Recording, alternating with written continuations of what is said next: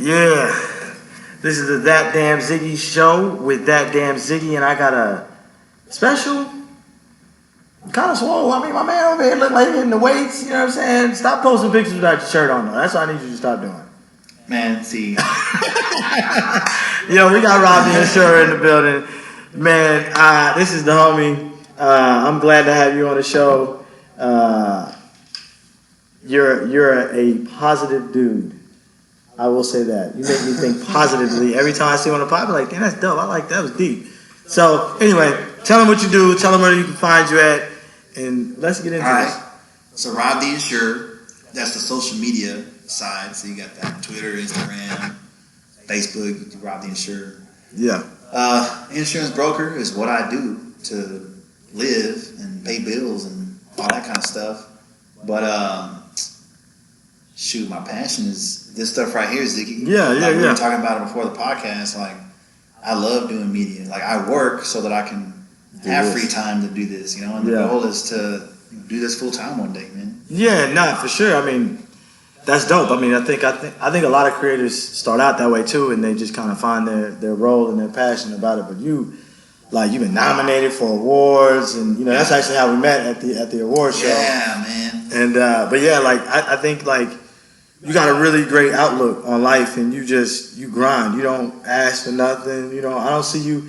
You don't be mooching and rubbing elbows, trying to brown nose your way up. You just putting in the work. Like I gotta say, I respect the hand. Clap to that. You know what I'm saying? But when you say you do insurance brokerage, like, do you have is there a specific? Well, can you say? You can't say the company. Huh? Yeah. Oh, you can? Okay. Nah, I won't. Okay. That's cool. Nah, that's fine. Because I'll be talking about some shit. Yeah, we're gonna get into some shit. By the way, before we get too far into this, I got to give it a moment of silence for DMX, man. Oh, for sure, man. Yeah, I got to give a moment of silence for DMX. Rest in peace, X, man. Yeah, that was crazy, man. 50 is fucking young. Yes. He lived a wild life, though.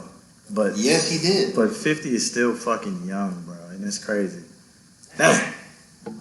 Sorry, I was just thinking about that today because it's something that's been on my mind. I mean, we're talking about the grind and shit, and thank you for saying those kind words, Ziggy. In my head, I try and always be positive, and it's not easy, man.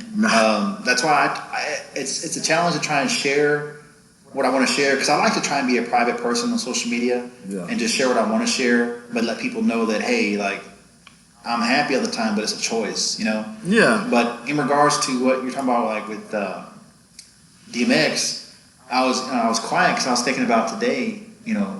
I went to 7-Eleven and this dude was jamming DMX, and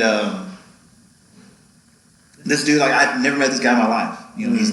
He's driving a nice, someone from the hood who's got like one of them old school Mercedes and man look nice. Yeah. He rocking his shit, man. He probably looked like maybe 5-10 years older than me, and like I didn't know him, but I felt comfortable enough to say, hey man, like, rest in peace, man. That's what's up. And like we both gave it, hey, like that's what's up. Because DMX was like, I don't know a lot of his lyrics, but I listened to a lot of his shit growing up, man. And he's one of them dudes where he showed like a very aggressive side, but he also showed he had a very soft side too, man. And it's like, it's just crazy, dude. Like 50 is young, but that kind of life that he lived, being a top of the food chain rapper, like when he was in his prime, like that's fucking tough. Yeah, it is, man. I don't think people really understand how tough that shit can be. Like, you know what I'm saying? Like, they just feed the demons, and unfortunately, them demons sometimes stay with you and shit. So that's the crazy part about it.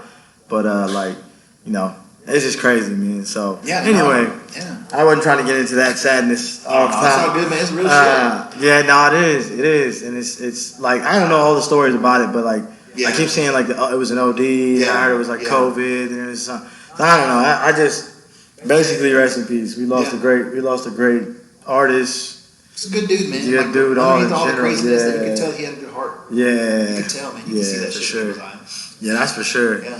So like, how does one get into insurance brokerage? Yeah, by accident, bro. Let's talk about this insurance shit.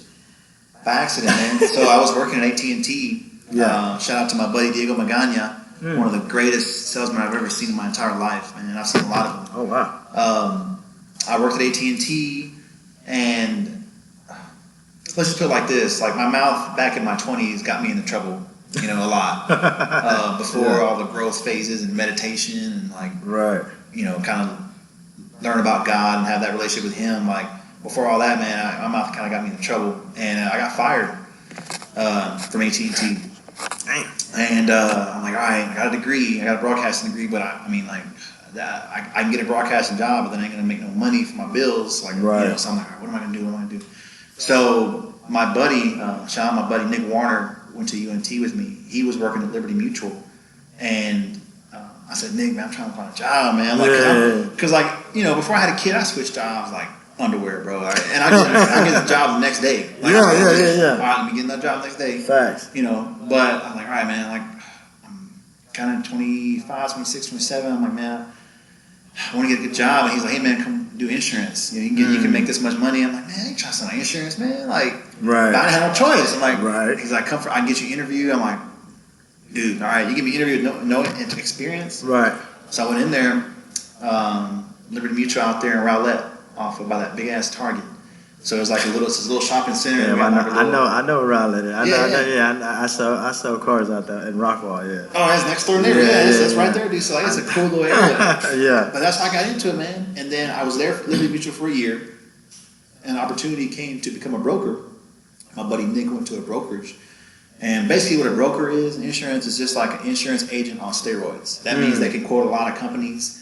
So like the company I work for is a big company, right?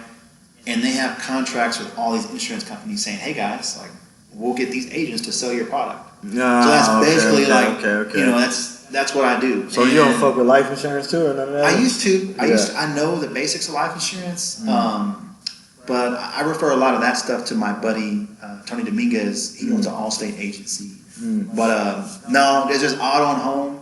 I keep it simple. Yeah, no, that's what most people buy anyway. Like, you'd be surprised at how many people don't even feel like they need life insurance. Yeah, man, I was one of them before I sold it. I was like, oh shit, like this shit's important. So so when you when you do auto, I'm gonna keep it brief on the auto insurance. You're good, man. Shit like that. We're gonna talk about. I like talking about that stuff candidly. Really? Yeah. Man. Oh, okay. So obviously life insurance is a whole nother bag. It's a whole nother difference. Can you take a loan out on your life insurance? Well, some of them you can, and that's I never got into those. Yeah. But actually, also shout out to my buddy Andres Rincon. He's a life insurance agent as well. Montones, Monteos. Yeah, man. Shoot, boy, I got the mob over there, boy. Yeah, man. So it's there's some where you can take out loans, but I never went down that path because it was too complicated. It was way too complicated. I just sold enough life insurance my first year just so I wouldn't get fired. Put it like that. Like, no, I'm in. Yeah, I got you. So,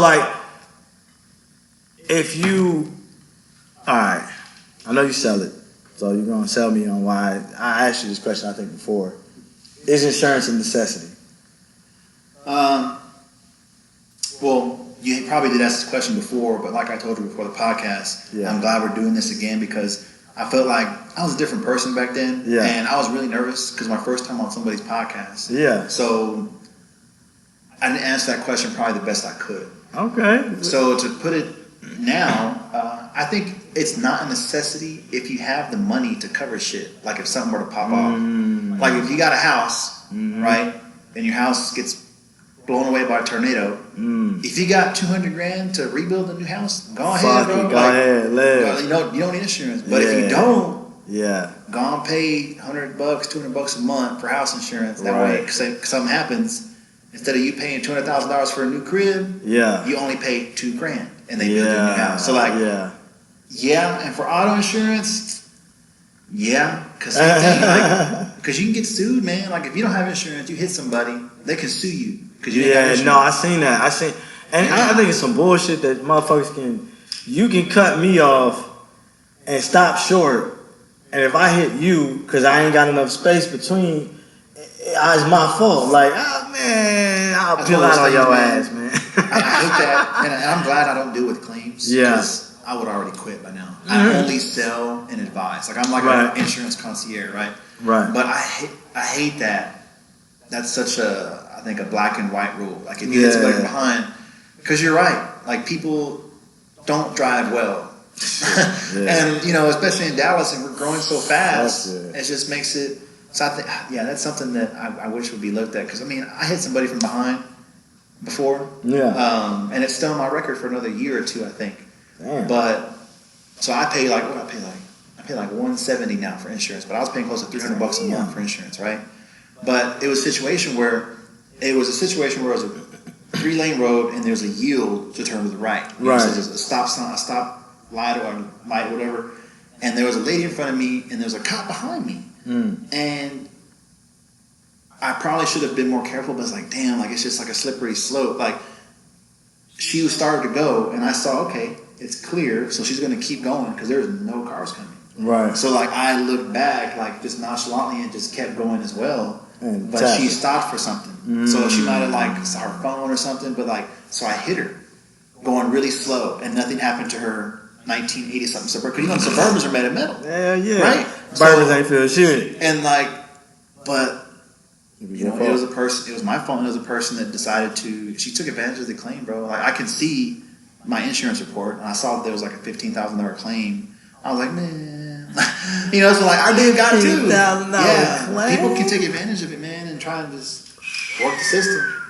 But if she were to get caught, she could go to jail. Yeah, that's fraud. But like still, like, dang, so that's on my record. That's on your record. Oh, that's crazy, man. So did you went to school? Did you graduate? I went to UNT. You graduated from UNT? Yeah, UNT with a degree in radio, television, and film.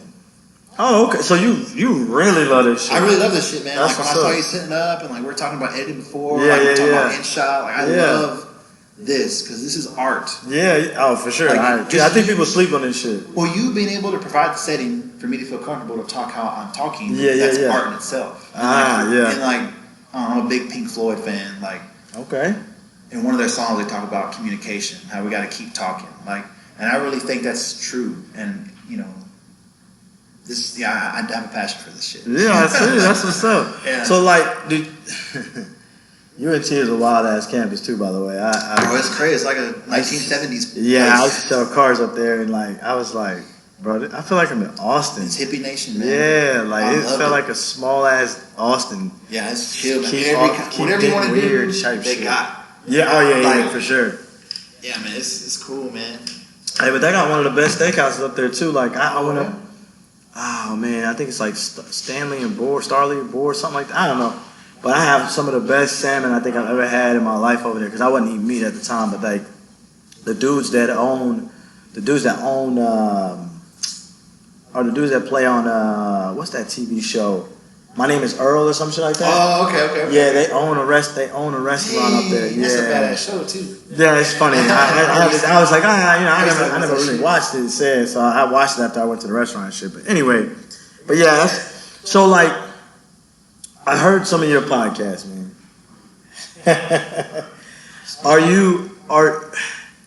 What would you say if somebody asked you what your podcast was about? What would you say? That's a great question, and I get asked that all the time, and I always give the same answer. My podcast is whatever it needs to be about. I don't plan my guests sometimes more than a week or two ahead. I kind of wing it. I just wing it. Whatever my spirit tells me to do, like I reach out to that person and say, hey, I'm going to do a podcast because of this. You know, let's do a podcast. And then sometimes it just works out where, you know, my podcast is about the people that I have on there because I think everybody has a story to tell. Right.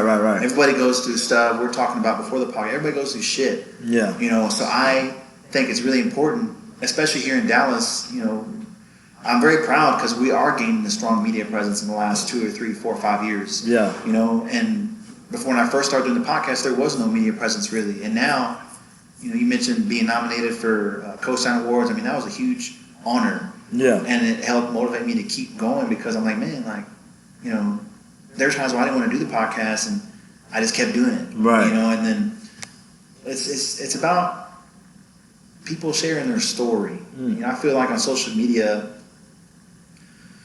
already in general, I feel like 80-90% of our world, like people just don't try to live the right way.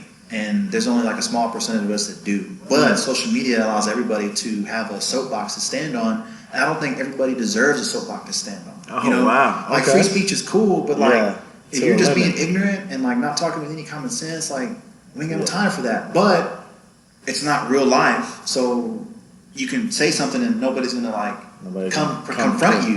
You know, you can go like you can destroy the world from your closet. You know, so it's like. Do you think that's obviously that's a problem, but do you think it's a major problem or a minor problem? Because I think, me personally, I think it's a minor problem. I think that like social media is only, just like words, like when we grew up, we used to roast each other. Like we used to be the bullies back in the day. We used to roast everybody, right? Yeah.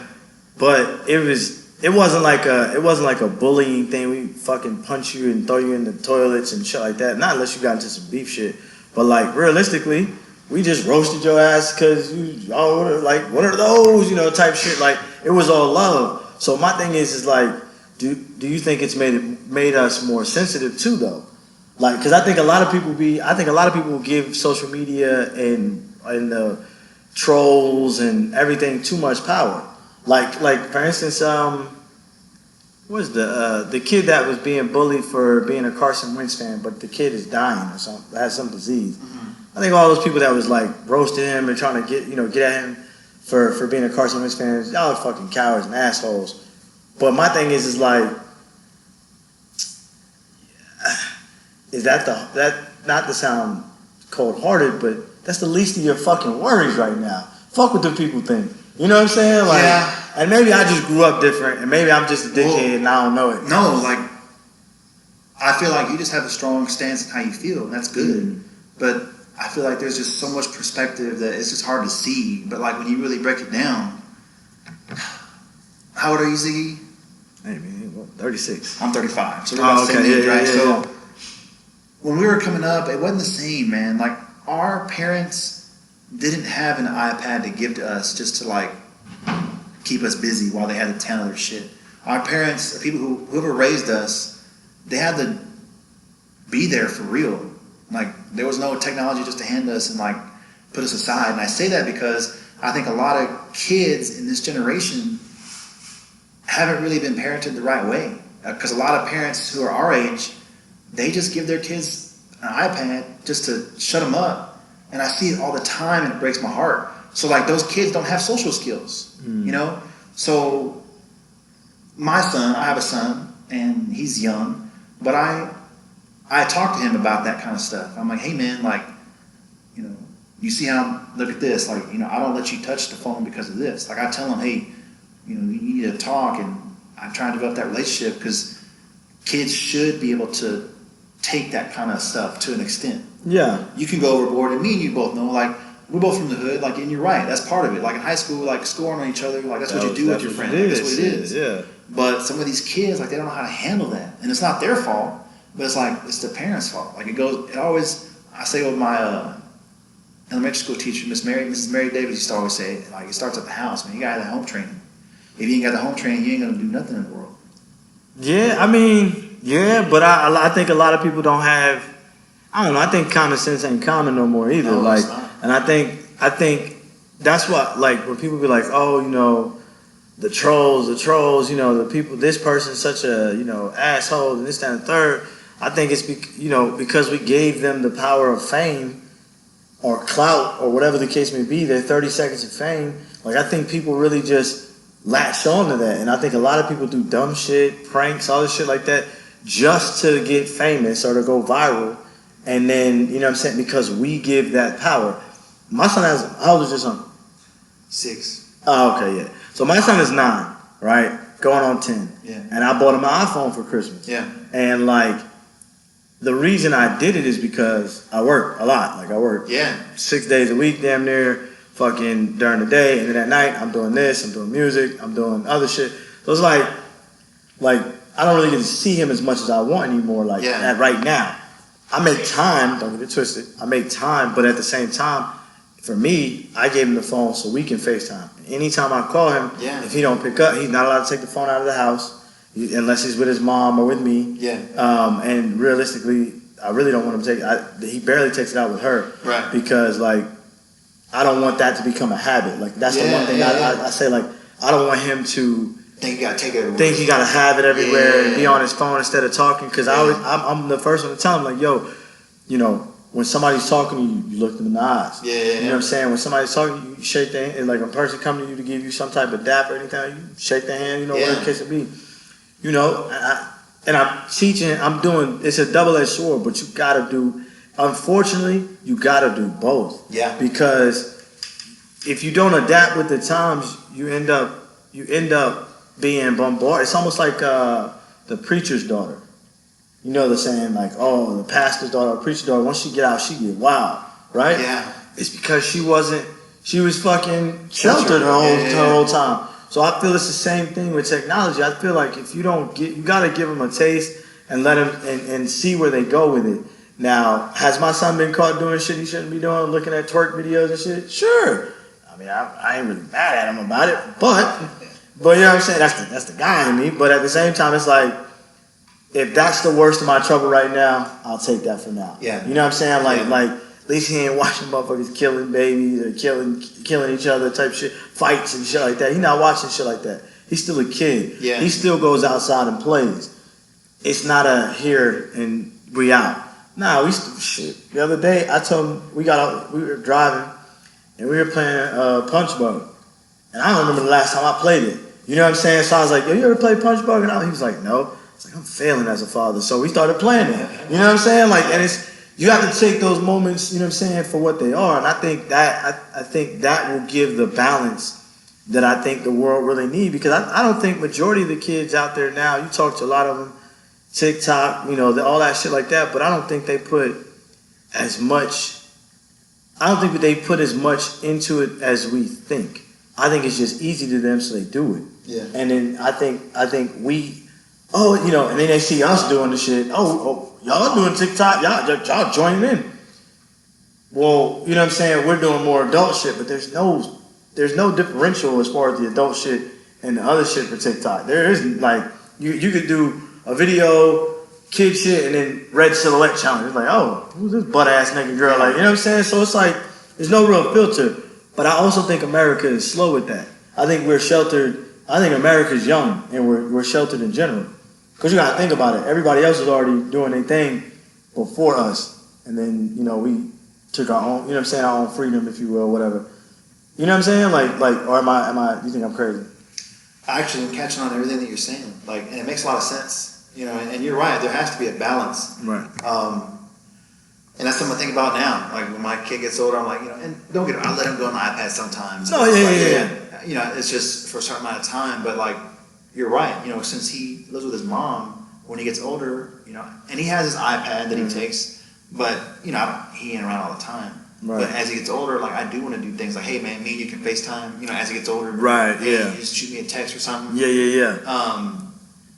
And you're right in what you said about how we're young. Like, America is young as a country anyway. We're the youngest kid on the block. And social media and technology is so young right now in the stage that it's in. And I think eventually, there will be parameters set that'll help what you're talking about, like with security for kids. And but like right now, nobody knows what to do. And, but I think, you know, we will, but the problem has to happen first. And then you have to figure, you know, because it's never happened before. Right, yeah, nah, that's true. But I mean, like, what would be the problem that you think that people would have? Because I don't really think people gonna have, I mean, like, these problems that we say we have with the social media stuff, like, I mean, it's not like suicides are spiked. You know what I'm saying? Suicides are still the same. They have. You think so? Yeah, the suicide rate for kids, I'm not sure if it was, I think it was between 10 and 16 or 17. It's increased by 15%.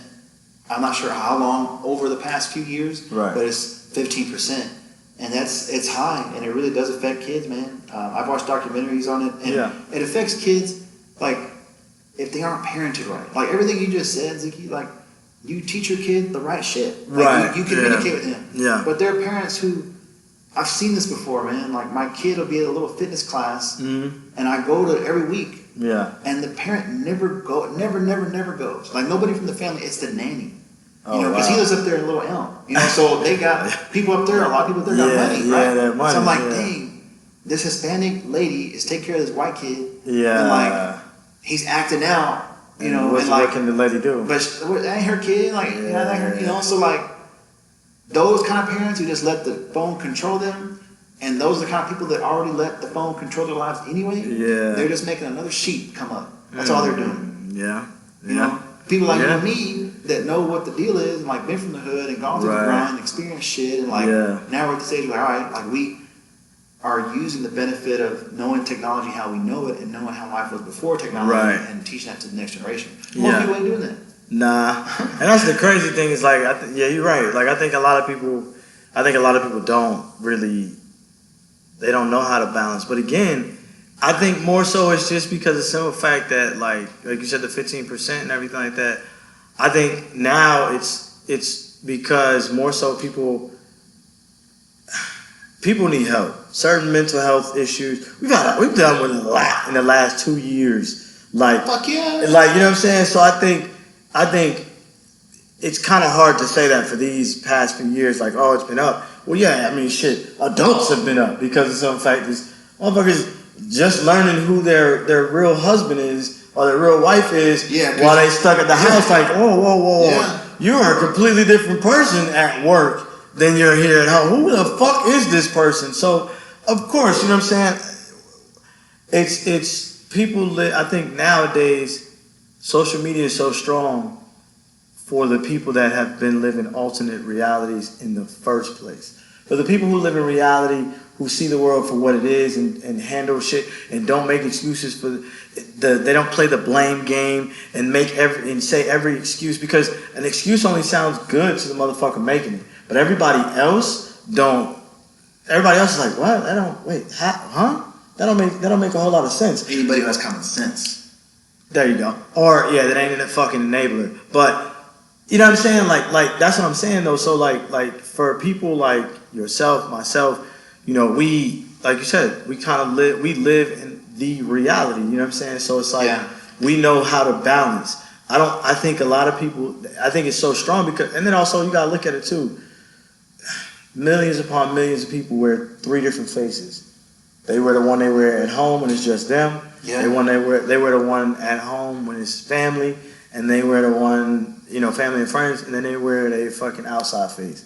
And like, if those 3 faces ain't the same or close to the same, you are in fucking trouble. Yeah. Like, you know what I'm saying? Like this COVID has fucking exposed a lot of people, if anything. Yeah, man. And you talk about like me being positive and shit. Like, shit. Like, bro, the past year has been hard to be positive, man. And like, I had to meditate and like learn to read every day and like do all this other kind of shit. But like, dude, like mental health is very important. And this year, one of my goals is to find a therapist to talk to like once a month. Really? Because dude, that's important, man. I used to do therapy once. I used to do therapy once or twice a month. Yeah, it's so important, dude. And like as you grow, like you understand, like okay, like, and you have to you have to humble yourself and understand that hey, the people in my life, they don't know everything. They don't know how the mind works, like scientifically. Yeah. So like, if you got insurance and a job that'll pay for it, like shit, go do it. Yeah. And even if you don't, like go. Spend to talk to somebody for an hour, You know what I learned in going through therapy and everything like that? There's interns that actually can will do not necessarily pro bono work, but damn near half off because they got to get their hours in. Yeah. Like so you there can. You go. Just like an electrician's got to get his hours in. Like, like you can call around, and most of the receptionists that are at therapy offices, most of them, if they're like private practice therapy office, most of the receptionists are interns. And if you say, hey, do you guys have any interns there? Anybody that does any pro bono work or anything like that? I'm kind of, I just want to talk to somebody, but I'm not sure. Like, I'm not sure how to work with this therapy thing. Man, I don't know how many free sessions I got. But there you go. But you know what I'm saying? And I hope no one ever fucking like.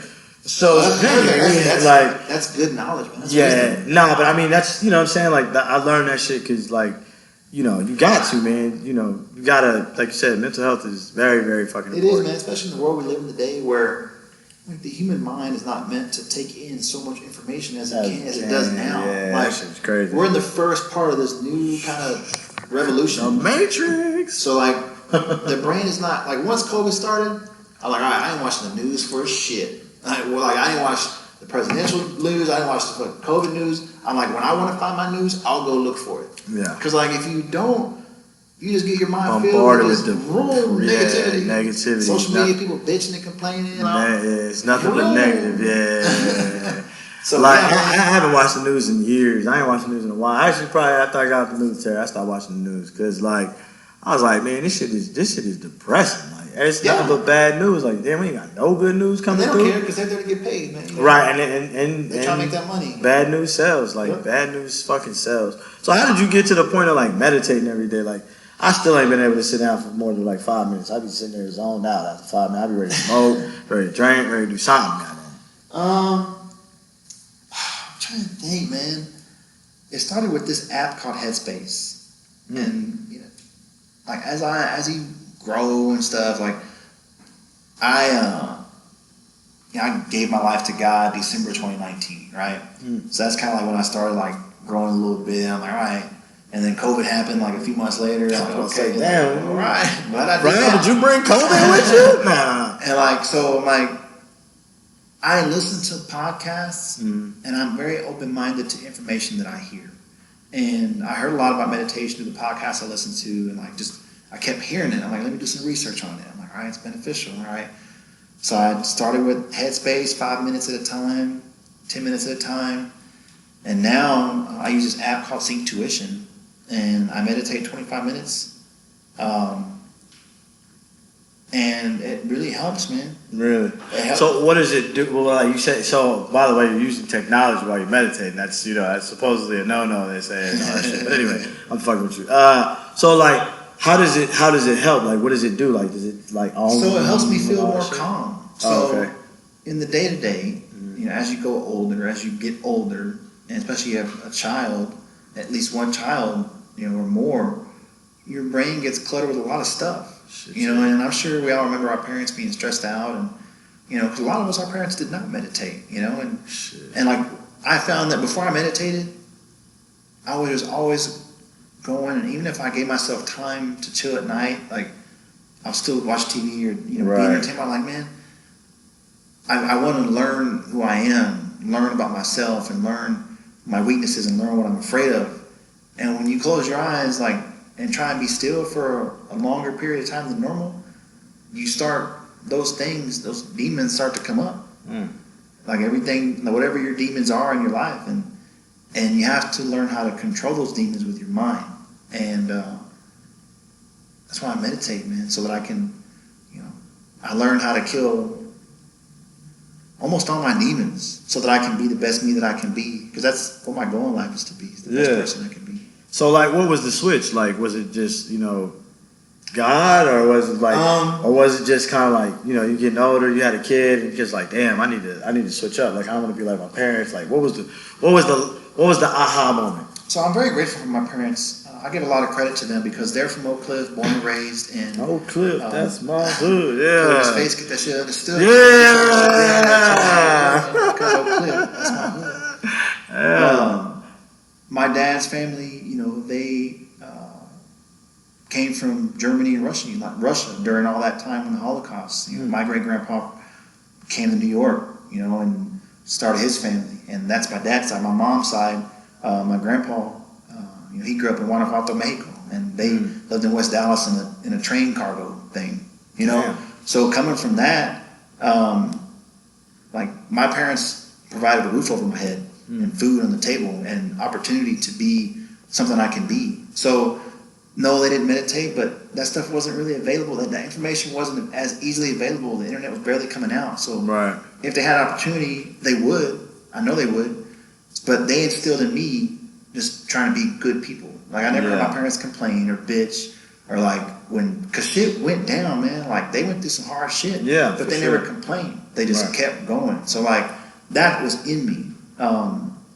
But that's I forgot your question, Z. But you're good. Like, what was the aha moment for like that hit you to say, damn, I need to get on this type of path? That's why. So I tried this thing called a